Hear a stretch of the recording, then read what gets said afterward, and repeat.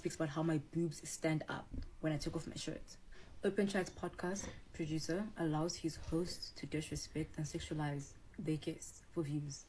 And I said what I said. I recently filmed a podcast with Open Chats and it was the worst experience of my entire existence. Anything I say on this video will be supported by the relevant pictures, screenshots, and VNs necessary. Please understand this video is not for sympathy. I take full accountability for my actions and agreeing to be on this podcast, but I do not take any accountability for being sexualized and disrespected like I was on that podcast. They did whatever they needed to do when uploading that podcast, so I'll do whatever I need to do to defend myself.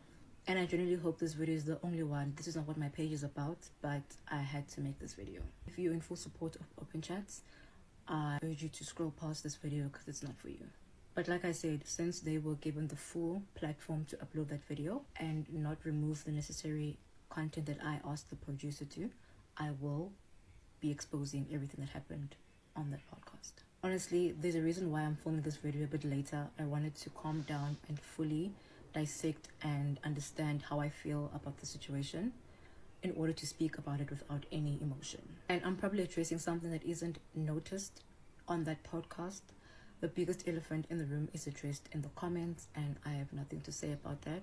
I'll mention a few words about it, but yeah, I don't condone mean behavior either. But the main reason for this video is the sexualizing that podcast does to the guests, and it's pathetic and needs to stop. I was going to not film this video. I was going to lay everything to rest after, they pump out new content, but I realized I'm so against sexualization and I've experienced it a lot in the past, and me not speaking on it would literally kill me because it's all I ever preach, that women need to stop being sexualized regardless of how they look, what they say, and what you think of them. You as a male have no right to sexualize a female. I don't think you have any ground to sexualize any woman, and it says a lot about your character. I'll explain A to Z how I got on the podcast and how I was approached.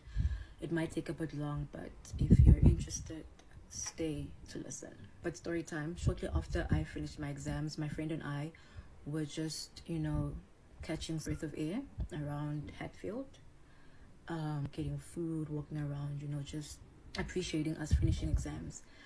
And we walked Exam? How old is she? past the drama club, and this producer approached me. He asked me if I do podcasts. I said no, but I said I'll be open to it, but I don't like the podcast these days because they're really messy and they don't speak about intellectual things. I didn't know of the podcast then. He's like, no, we're currently filming, come in and sit in and see how you feel about it. I'm like, okay, we're done with, exams, so why not? The producer then pleaded me to be on his show. After showing me a clip on YouTube, I said, no, you guys are a bit too messy, but I'll sit in and listen. And he's like, no, okay, come watch 2 behind the scenes and then tell me how you feel afterwards. I agreed. I came with my friend for her to help me analyze the situation.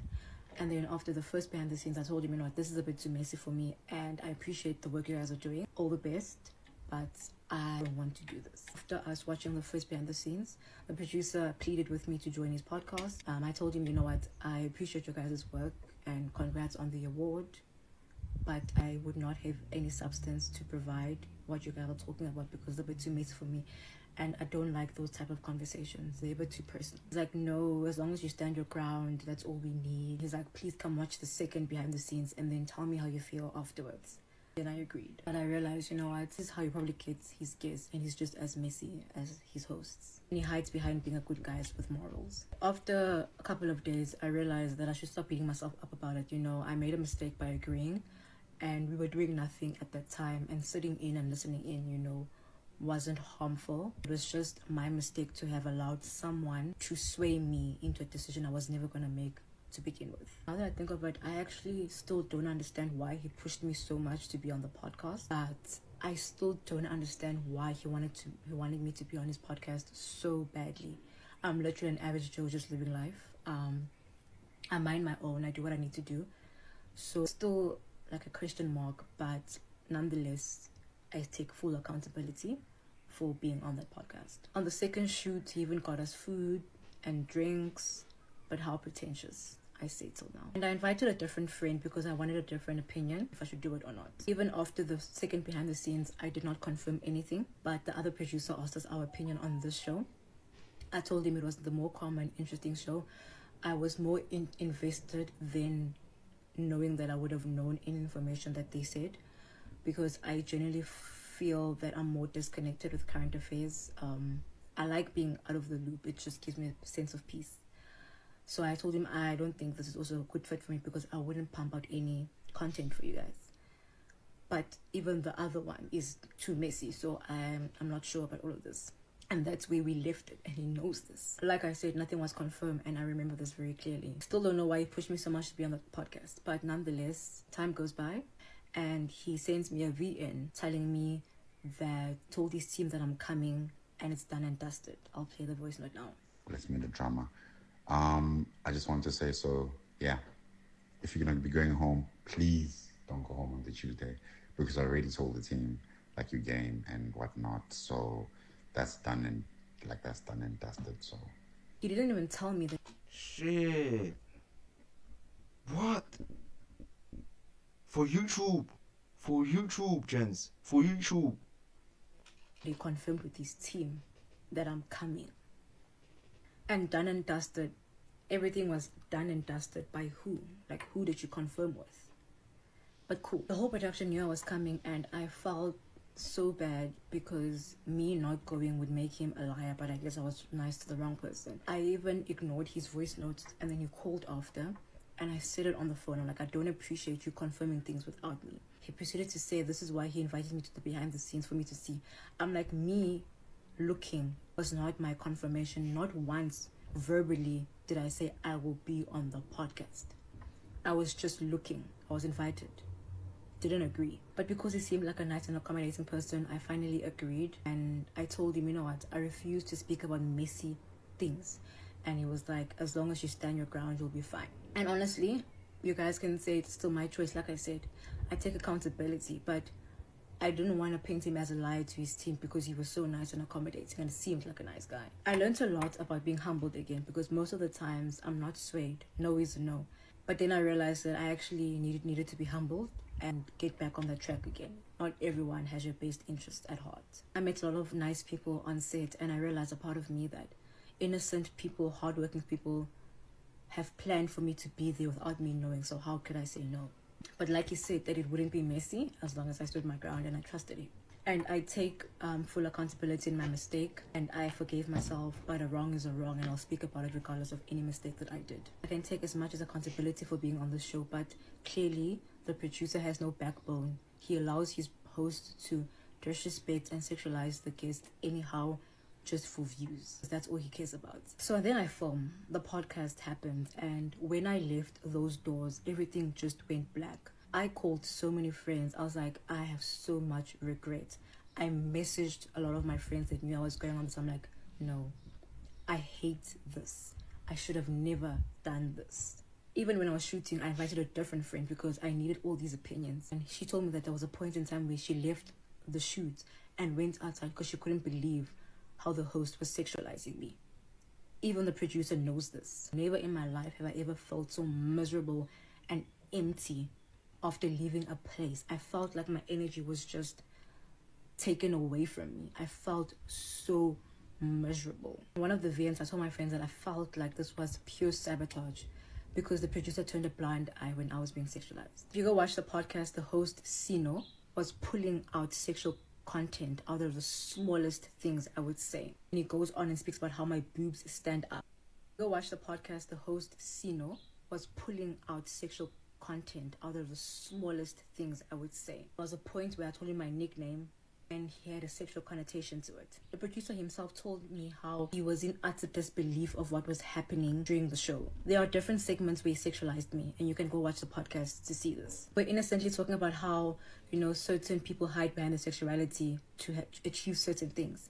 And I related on a story and I spoke about Tatrapi, and he goes on and speaks about how my boobs stand up when I took off my shirt. Not once did I provide any substance for him to sexualize me like that. Another segment, we speak about me being single for 2 years, and it goes about how it's tight now. I'll show you the video. I can explain that. And it goes more smaller. It's fine. It's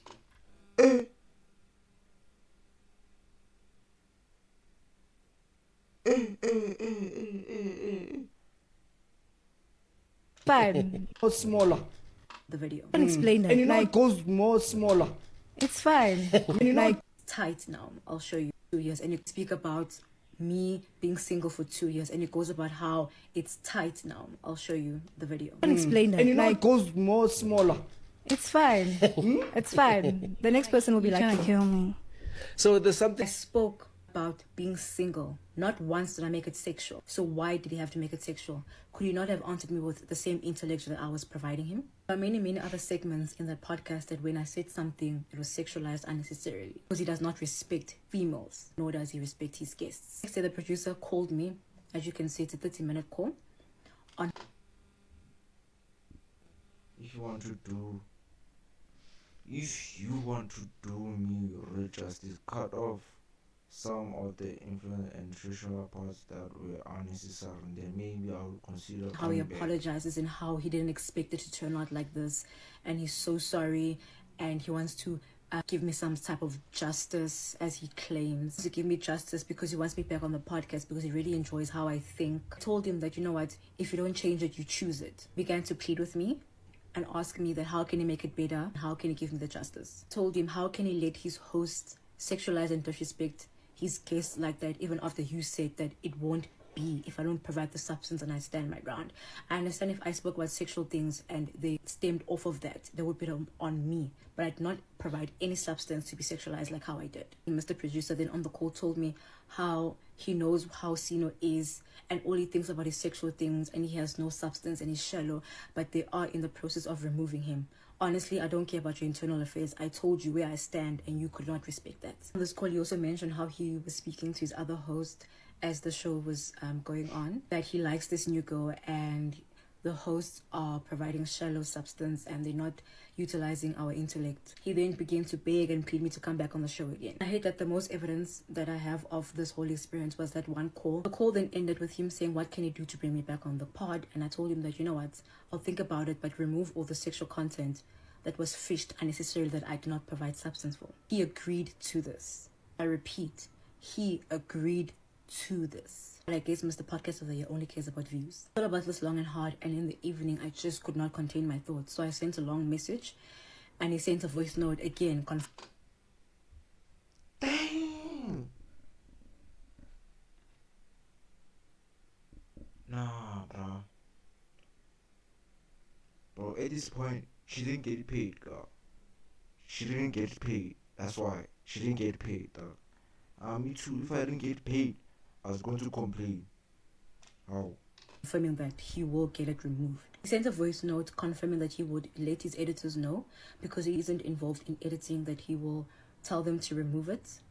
But Mr. Pretentious only cares about views. And I'm sorry, a bystander is as bad as a perpetrator. Like I said, if you don't change it, you choose it. And you chose to leave that sexual content for views. When the podcast came out, I was in utter disbelief that none of the sexualized content was removed, but they were left for views. I spoke about logical things and gave them no substance for sexualized content, but Mr. Sino could not believe and comprehend that, so he fished for sexualized things in any small things I said. They also loved when Miss co-host Boosie threw jabs because it got them views. Open chats shows zero support and respect for their guests. And best believe me, I didn't need their protection either. But I knew I was dealing with messy people that have the power to change the narrative like they did. Like I said in that message to the producer, I could have shut down that podcast. I really could have.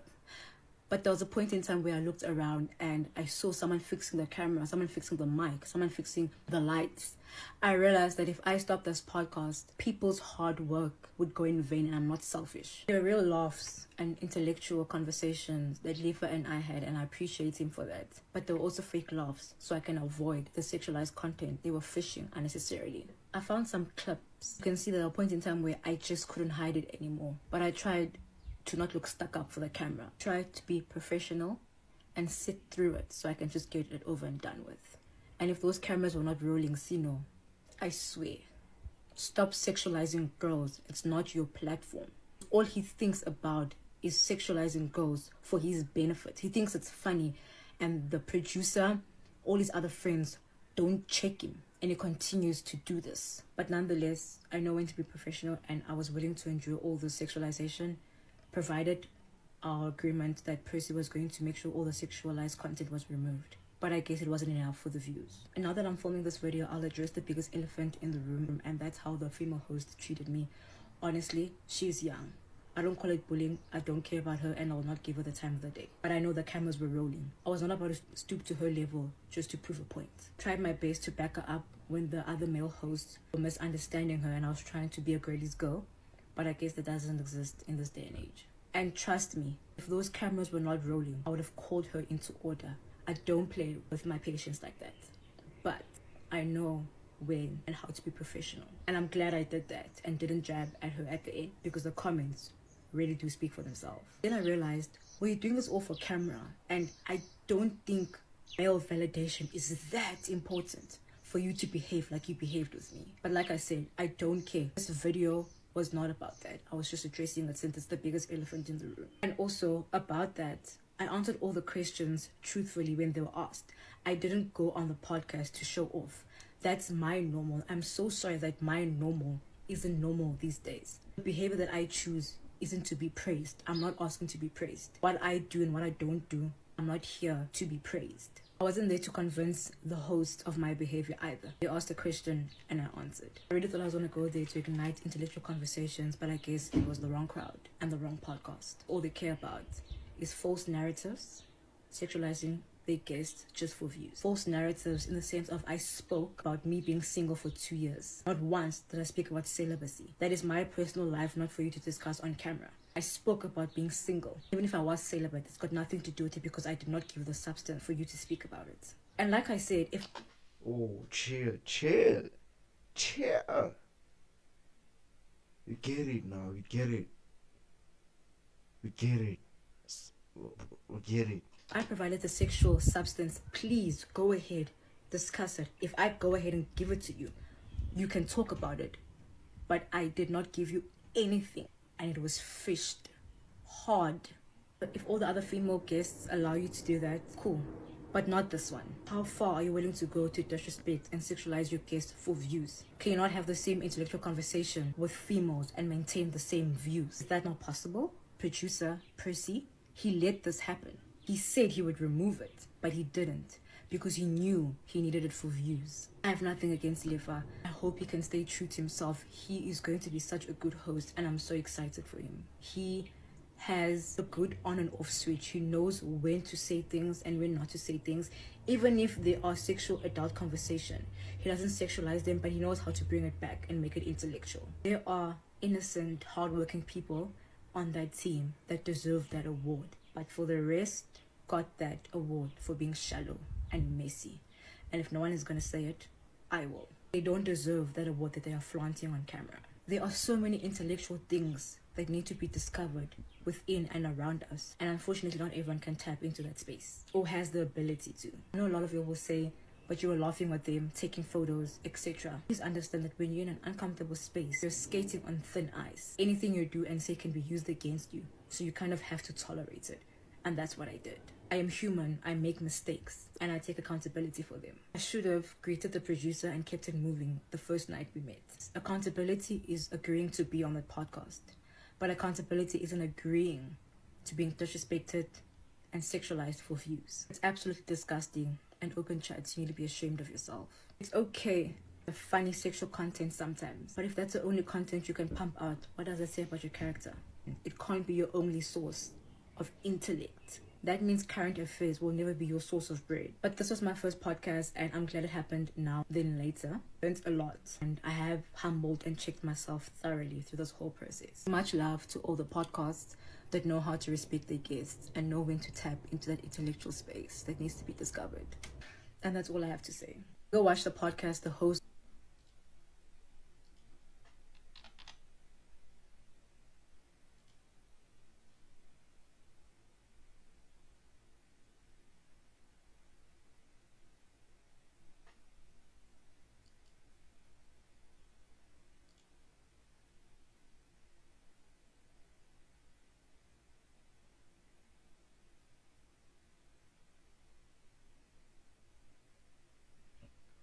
I think they took the video down, bro. Did they take the video down? Nah, they took the video down, bro. Bro, took the video down.